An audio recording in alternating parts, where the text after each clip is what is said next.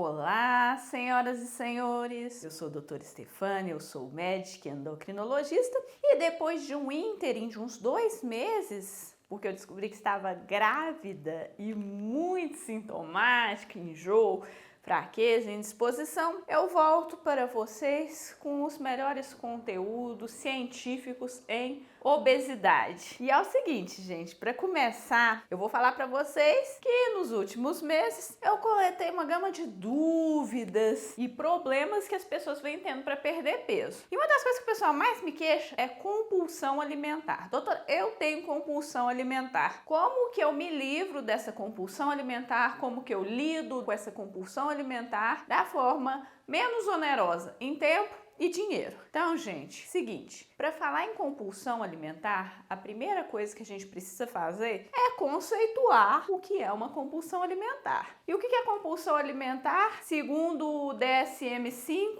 o maior órgão definidor de doenças mentais dos Estados Unidos. Compulsão alimentar, em termos gerais, é uma vontade inescapável que a pessoa tem de comer até ela literalmente sentir-se mal, ela se sentir tão cheia, tão indisposta, que ela pare de comer pelo pedido do corpo dela. Detalhe, ela não pode vomitar, ela não pode tomar laxante, ela não pode fazer um exercício físico intenso depois desse episódio de alimentação exagerada para tentar compensar isso. Afinal, porque senão não seria uma compulsão alimentar, seria uma bulimia. Antes chamado de transtorno de compulsão alimentar periódica, TCAP, a compulsão alimentar tem que ocorrer pelo menos durante 6 meses, pelo menos umas 2 a 3 vezes por semana. Esses episódios da pessoa comer demais, até passar mal, dá até uma sensação de vergonha na pessoa que tem os episódios de compulsão alimentar. Às vezes ela não consegue nem comer na frente dos outros quando ela está atacada desses episódios de compulsão. E aí como que a gente lida com isso, né? Como que a pessoa lida com isso? Ela pode comer de noite, assaltar a geladeira na parte da noite, certo? Come sozinha, trancada no quarto, para ter esses episódios que realmente ela come, mesmo se sentindo cheia, até o momento que ela sente que está entalada de comida que vai passar mal.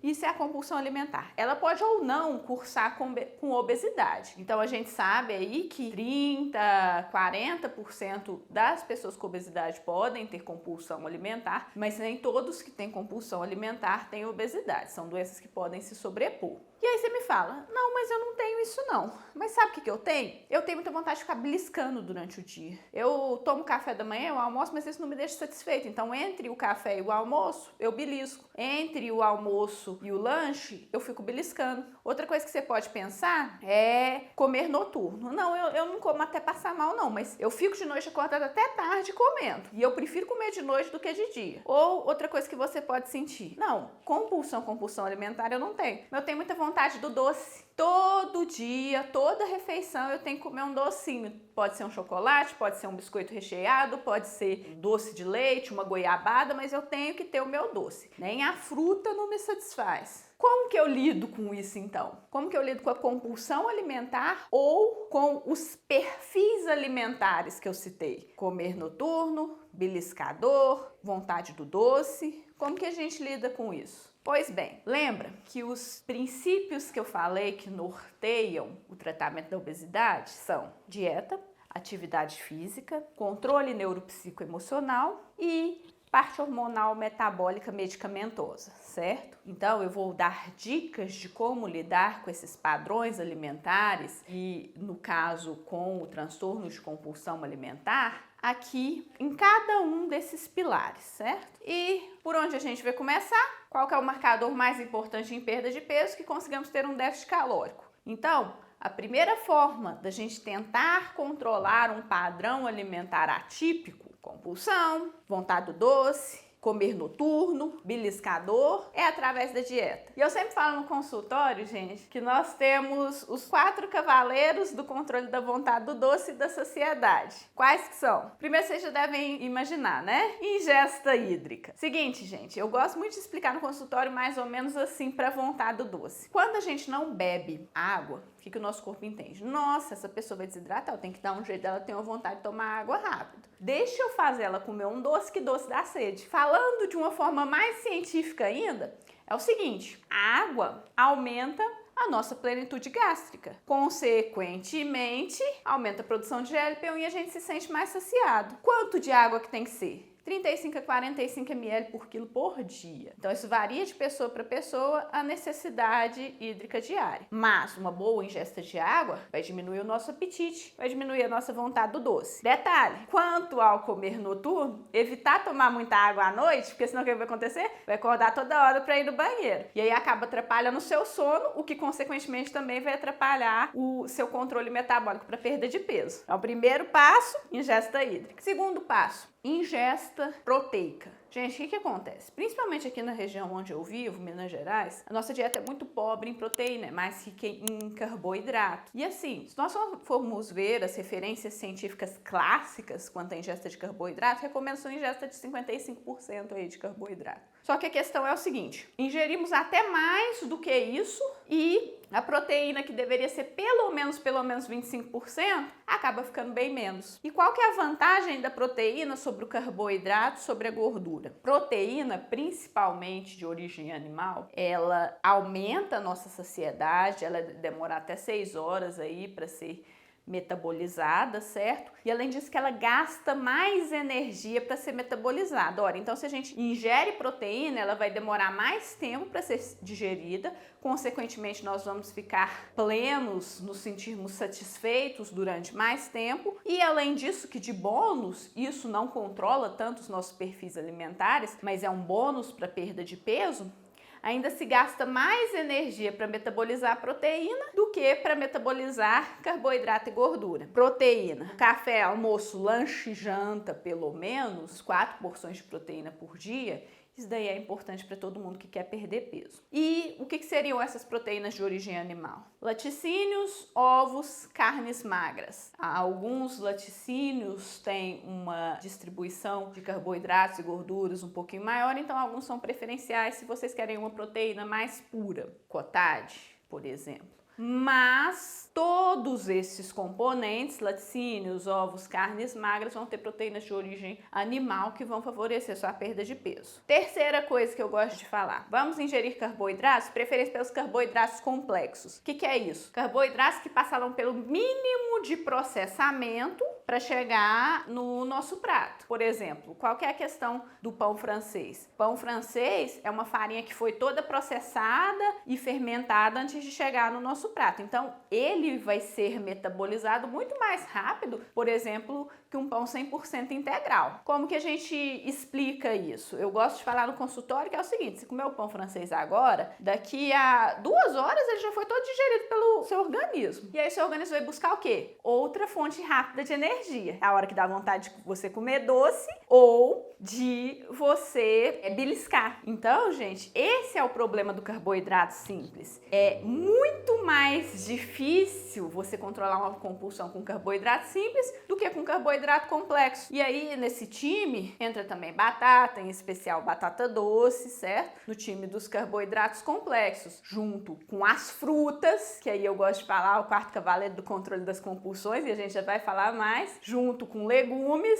e junto com os pães 100% integrais, certo? Tem um aplicativo muito legal, e eu não tenho nada a ver com esse aplicativo, mas é um aplicativo gratuito que a gente pode conseguir no Google Play, que é o Desrotulando, que a gente vê a qualidade dos alimentos através do QR Code dos rótulos. Então isso é interessante para escolher o pão integral mais puro que a gente possa consumir. E aí vem o quarto cavaleiro, que eu já comecei a falar, né? As frutas. As frutas, elas são ricas em fibras, e aí as fibras também aumentam a nossa saciedade, certo? Então vamos lá, água, proteína, carboidrato complexo, fibra. E além disso, que a fruta também tem aquele sabor mais doce, então ela pode ajudar a tirar um pouquinho a vontade do doce. Lembrando, gente, fruta, 3 a 4 porções por dia. Então é por isso que tem muito profissional que demoniza a fruta. Fala que não, fruta também faz mal, vamos evitar fruta. Gente, um copo de suco de laranja vai 3 laranjas. Então lógico que vai ser extremamente calórico e vai ter um índice glicêmico, ou seja, subir sua glicose demais. E logo já vai te dar fome de novo. Ele está sendo absorvido rápido e ainda é um volume de calorias e de glicose. Agora, se você come uma porção de fruta, ou seja, uma laranja na refeição, aí já é menos calórico e já ajuda a controlar o seu apetite até a próxima refeição. Um bônus para vocês, para quem é viciado em refrigerante, eu tenho recomendado, muitos pacientes têm gostado, água com gás com limão. Não a que você compra o limoneto, mas a que você mesmo prepara. Compra água com gás, pinga o limãozinho e ingere para matar a vontade do refrigerante. Eu, sem defender a água com limão em jejum, eu gosto do limão. Ele tem um efeito termogênico, sacietógeno, diurético, discreto, mas ele pode te ajudar também com essas vontades exageradas de comer aí. Próximo passo, exercício físico. Exercício é interessante, gente, a função do exercício na sociedade. Provavelmente você já ouviu, e eu às vezes até oriento no meu consultório, estimular o exercício físico para pessoas que estão abaixo do peso, porque isso vai estimular o apetite, certo? Como que isso funciona? Principalmente em exercícios aeróbicos contínuos, né? A ideia é que a pessoa vai gastar mais energia, queimar mais calorias e, consequentemente, ela chega com mais fome aí na hora da refeição, certo? Pois bem, mas por outro lado, durante uma atividade física de vigorosa intensidade, o que é isso? Nós estamos empreendendo muita energia durante uma atividade física. O exercício que eu gosto muito é o de alta intensidade intervalado, mesmo que por poucos minutos. Isso vai ativar alguns mecanismos no seu corpo, como o peptídeo YY, e, consequentemente, você vai se sentir mais saciado, com menos fome, após terminar o exercício. E, idealmente, discute-se pré-treinos com um carboidrato de preferência, de absorção mais rápida, como uma fruta, e um pós-treino, mais à base de proteína e gordura boa. Por quê? Porque aí isso ia completar o círculo da saciedade, certo? Mas então experimenta fazer um funcional HIIT, de preferência guiado e avaliado por profissional educador físico, mas tenta fazer esse tipo de exercício e nota, logo depois do exercício, você não tá com tanta fome assim, não tá com tanta voracidade. E como o seu metabolismo continua mais acelerado ao longo das próximas horas depois, você descarrega nesse momento, você também não vai sentir tanto aquela fome hedônica, entendeu? Aquela vontade de comer emocional. Lembrando que fome homeostática é o quê? O que o nosso corpo está pedindo. Olha, eu estou sem energia, eu fiz uma caminhada longa, eu estou sem energia, eu quero chegar em casa e comer. Isso é o seu corpo, fome homeostática. Agora, a fome hedônica é, nossa, eu passei um dia muito difícil hoje e eu mereço comer aquele burgão. Isso aí é fome hedônica, fome emocional. E aí o exercício físico também ajuda a descarregar essa carga emocional. Falando em emocional, fundamental. Principalmente se a gente está falando do distúrbio psiquiátrico da compulsão alimentar. Fundamental controle neuropsicoemocional. E qual que seria o melhor, o mais estudado padrão ouro? Terapia cognitivo-comportamental. Por quê? Porque aí você vai se conhecer e aprender táticas para lidar com você mesmo, seus episódios de compulsão e, no caso, com o seu padrão alimentar específico. Mas aí você me fala assim, não, mas eu preciso de uma coisa para fazer agora. Tem alguma técnica para eu fazer agora? Dei aquela vontade de comer aquele doção e não quero. Tem alguma coisa que eu posso fazer? Vou dar uma ideia, então. Gente, pessoal que é dependente químico, tem muito aquelas fissuras, aquela vontade de usar droga. Eles usam para lidar com esse tipo particular de compulsão deles, e tem estudos que já relacionam o vício por comida ao vício, em especial ultraprocessada, né, ao vício por drogas mesmo. Eles usam uma tática específica, então, para lidar com essa fissura. E como que funciona essa tática? Hoje o pessoal tem chamado isso de mindfulness ou atenção plena, mas não é não, viu, gente? Mindfulness vai muito além disso. Eu gosto de chamar de respiração consciente, né? É o termo mais correto. Então, tática de respiração consciente. Como que funciona isso? É uma respiração profunda, concentrando só na entrada e na saída de ar do seu corpo. Quantas vezes você precisar para controlar aquele episódio súbito de compulsão? Então, como que funciona a respiração profunda? Vou ilustrar aqui para vocês. Você puxa o ar pelo nariz, enche os seus pulmões, estira o seu diafragma, concentrando-se nessa respiração, e depois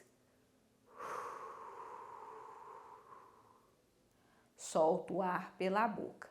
também concentrando-se nessa respiração. Então vamos fazer uma agora sem eu explicar.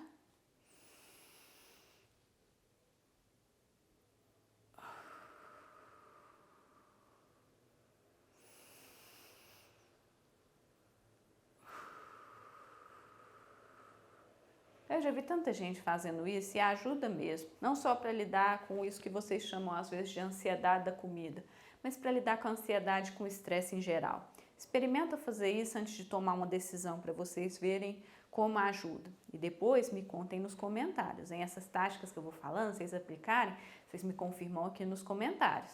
Certinho? E aí, pessoal, o quarto passo então. Uma coisa que vocês adoram, uma coisa que ainda está em estudo. Questão hormonal e questão de medicamentos. Então vamos lá. Primeiro, algumas considerações da parte hormonal, né? E é a parte que eu sou mais especialista mesmo. Seguinte, resistência à insulina, diabetes, aumenta episódios de compulsão alimentar? Claro, gente. Vamos raciocinar como que funciona o diabetes mesmo. Onde está o problema do diabetes? Que é uma das primeiras coisas que a gente sente. Ora, basicamente a função da insulina é tirar a glicose do sangue e levar ela para os diferentes órgãos do nosso corpo para ela servir como fonte de energia para realizar nossas atividades, né? Pensar, trabalhar, o intestino funcionar, o coração bater direito, certo? Os rins funcionarem, o cérebro pensar. Então, é basicamente isso que serve a glicose. Pois bem, se a insulina não está agindo direito, ela não está sendo liberada ou ela não está tendo ação, essa glicose não está entrando nas células dos nossos órgãos. Consequentemente, o nosso corpo está entendendo que nós não estamos recebendo energia. Aí o que o corpo faz? Uai, peraí, essa pessoa não está recebendo energia. Deixa eu aumentar o apetite dela e principalmente por alimentos ricos em glicose. O que é isso? Os doces, os ultraprocessados, os carboidratos simples, o pãozinho francês. Deixa eu aumentar o apetite dele para essas comidas para ver se vem a minha fonte de energia para mim. Então, a resistência à ação da insulina favorece o aumento de apetite e compulsões alimentares. Aí você me fala, uai, doutora, mas eu tenho diabetes e quando meu diabetes está descompensado, eu perco peso em vez de ganhar peso. Por quê? Gente, acontecem duas coisas. Diabetes tipo 1, ele é um diabetes que o nosso corpo não produz insulina. Insulina é um hormônio anabolizante. Então, se ela não está sendo produzida, consequentemente, nós vamos perder peso, porque ela não está anabolizando, está fazendo a gente acumular massa. Agora, outra coisa é o diabetes tipo 2. O diabetes tipo 2 é resistência à insulina. Então, no curto prazo, acontece um acúmulo de insulina no nosso organismo, né? Esse hormônio anabolizante. Isso causa uma inflamação, aumento de gordura abdominal e visceral, é onde a gente ganha aquela barrigona. Mas nós já começamos a perder massa magra, então pode ver que os nossos braços e pernas, eles ficam mais fininhos, a gente perde massa muscular e ganha massa gorda. Esse é o problema da resistência à insulina. E quem tem diabetes tipo 2 e tá com diabetes tão descontrolado que já tá perdendo peso, é porque virou diabetes tipo 1? Não, mas é porque mesmo ele produzindo insulina, nem toda a insulina que ele é capaz de produzir tá sendo suficiente para tirar a glicose do sangue. E aí essa glicose em excesso no sangue causa uma intoxicação do nosso organismo. Intoxica, inclusive, o nosso pâncreas. E aí o pâncreas já não consegue produzir a insulina da forma como ele deveria. Nós chamamos isso de glicotoxicidade. É por isso que se vai deixando o diabetes muito descontrolado, mesmo o diabetes tipo 2, a pessoa pode ter perda de peso, certo? E falando do hormônio da insulina, outro hormônio que pode aumentar o nosso apetite se ele estiver baixo, prejudicar aí a nossa perda de peso, é sem sombra de dúvida o GLP-1. Então, gente, essa inflamação que a ingestão de alimentos ultraprocessados e o sedentarismo causa no nosso organismo, ela pode bloquear também a ação do hormônio da saciedade, que é produzido no intestino, que é o GLP-1. Ele atua em duas vias, já atua no nosso hipotálamo, falando que a gente está cheio, quando o nosso trato digestivo está cheio, ele avisa o hipotálamo para a gente parar de comer, mas ele também avisa o pâncreas que vem vindo comida por aí, o pâncreas produz a insulina e a insulina lá no hipotálamo também indica que já estamos cheios de comida e também reduz o nosso apetite. Aí você me fala, uai, mas você acabou de falar que a pessoa que tem resistência à insulina, está com excesso de insulina, está ganhando peso e pode ter o apetite aumentado? Sim, mas lembra que eu falei, resistência à insulina. Então a pessoa também tem resistência à insulina no hipotálamo. Agora, o GLP-1 GLP-1, com essa intoxicação, ele começa a ter mais dificuldade para agir nessas vias de saciedade. E aí, gente, como que a gente corrige esse GLP-1 baixo? Como que a gente trata ele a princípio? Volta para aquilo que eu falei. Lógico que todo e qualquer tratamento para perda de peso, ainda mais considerando a obesidade como uma doença crônica, que nós vamos ter que lidar pelo resto da vida, passa por dieta, atividade física e controle neuropsicoemocional. Mas, uma vez que desenvolvemos a obesidade, apenas 10% vão responder com essas medidas. 90% vão precisar também de um tratamento medicamentoso. E aí a gente já resolve esse problema do GLP-1 com os medicamentos injetáveis análogos do GLP-1, liraglutida e semaglutida, que temos disponíveis hoje aqui no Brasil. Eu já dei uma aula a respeito desse tema. Se vocês quiserem, vão lá, eu falando dos medicamentos para obesidade. Mas eles são opções para controlar padrão beliscador, para controlar comer noturno, para controlar comer excessivo. E começou-se um estudo com liraglutida para tratamento específico de compulsão alimentar em pessoas obesas. Só que esse tratamento foi interrompido por escassez de pacientes que se submeteram ao projeto de pesquisa e agora estão idealizando uma pesquisa com a semaglutida, né, que também é um medicamento análogo, ou seja, similar do GLP-1, mas de aplicação semanal, certo? Então, análogos do GLP-1 para os diferentes padrões alimentares são uma opção para ajudar na perda de peso da pessoa obesa. Outra opção muito comentada, topiramato. A gente sabe, já tem bastante referência na literatura do uso de topiramato para controlar a vontade exagerada do doce. Nós prescrevemos muitas vezes topiramato, lembrando que mulheres gestantes não podem tomar topiramato e lembrando que o topiramato também reduz um pouco o efeito do anticoncepcional. Então é interessante, além de usar um método anticoncepcional via oral, também um método de barreira se estiver tomando esse medicamento na idade fértil, vida sexual ativa. Outra coisa que nós temos que prestar atenção no topiramato é a questão de cálculo dos rins, é questão de glaucoma e também efeitos colaterais eventuais de dormência do corpo que ele pode acarretar. Mas usando o remédio de marca, esses efeitos colaterais reduzem bastante. E aí o topiramato, uma dose acima de 75 mg por dia, tem um efeito muito legal em controle da vontade do doce. Além disso, no próprio Diretriz Brasileira de Obesidade de 2016, eles falam que aqui no Brasil a gente pode associar sibutramina e topiramato para buscar mimetizar o melhor medicamento que existe nos Estados Unidos para perda de peso até hoje. Vai ter medicamento que vai bater esse, mas por enquanto, fentermina e topiramato. Essa associação nós não temos no Brasil, mas nós usamos o sibutramina e o topiramato associados para buscar essa resposta. E ó, é boa a resposta, viu? Mas, como qualquer medicamento, você tem que ter indicação de tomar. E último, mas não menos importante, né? Vocês acharam que eu ia esquecer de falar desse, né? O que tá para tudo quanto é lado. Lisdexanfetamina. Hoje é o medicamento indicado de primeira linha para tratamento da compulsão alimentar em si. Não precisa necessariamente a pessoa ser obesa para usar ele. Ela, fechando critérios diagnósticos para compulsão alimentar, ela já pode usar ele. E a grande maioria das pessoas que se sobrepõem, obesidade e sobrepeso com compulsão alimentar, que usam o lisdexanfetamina, tem um resultado muito bom em perda de peso. Também já falei desse remédio, né? Ele é um derivado anfetamínico e ele aumenta o foco da pessoa e diminui a compulsão alimentar, certinho? Então, essas são as opções. Ó, eu devo ter passado aqui para vocês, né, 7, 8, 10 formas de controlar sua compulsão alimentar. Antes de falar que você não consegue controlar sua compulsão alimentar, controlar seus padrões alimentares, tenta todas. E aí me conta aqui, viu, que eu quero saber, porque ela estava aqui para ajudar, né? Beleza? Vamos que vamos!